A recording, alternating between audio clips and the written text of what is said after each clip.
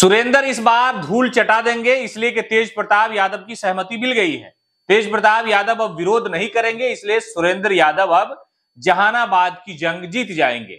लोकसभा चुनाव को लेकर के सुरेंद्र यादव का सपना बड़े जमाने से रहा है कि वो मेंबर ऑफ पार्लियामेंट हो जाए और लालू के लालटेन को संसद में जाकर के जला दें।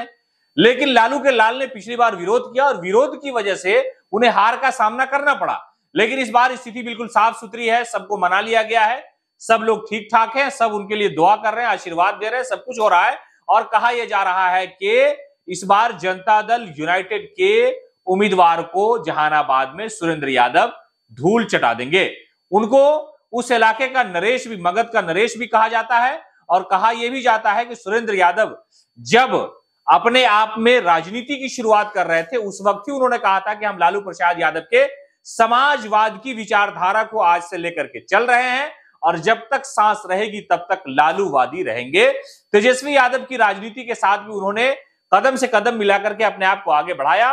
मंत्री बने तो बड़ा योगदान दिया, बड़ा काम किया। इलाके के लोगों से मिलने जुलने का सिलसिला जो है उनका, वो बहुत ही समझिए कि राजनीति में पोलाइट रहा है, नर्म रवैया राजनीति का उनका बड़ा मशहूर रहा है।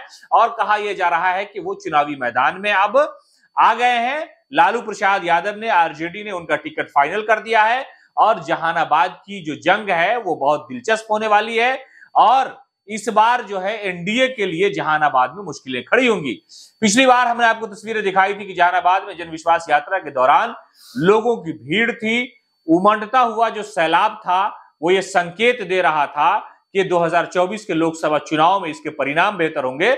और उस परिणाम से पहले ही सुरेंद्र यादव को राष्ट्रीय जनता दल ने वहां पर लगभग उम्मीदवार घोषित तो नहीं किया आधिकारिक, लेकिन उन्हें कह दिया गया और 200% ये बात कही जा रही है कि सुरेंद्र यादव वहां पर गठबंधन के इंडिया अलायंस के आरजेडी की तरफ से उम्मीदवार होंगे। और सबसे बड़ी बात यह है कि पिछली बार जब वो चुनावी मैदान में थे तो उनकी ही पार्टी के नेता यानी तेज प्रताप यादव ने उनके ही खिलाफ उम्मीदवार खड़ा कर दिया था, जिसकी वजह से उनकी राहें मुश्किल हो गई थी और सियासत में जो कांटा बनने जैसा मसला है वो उनकी ही पार्टी के नेता हो गए थे। लेकिन इस बार तेज प्रताप यादव ने विरोध नहीं किया है और कहा यह जा रहा है कि सब कुछ ठीक ठाक है।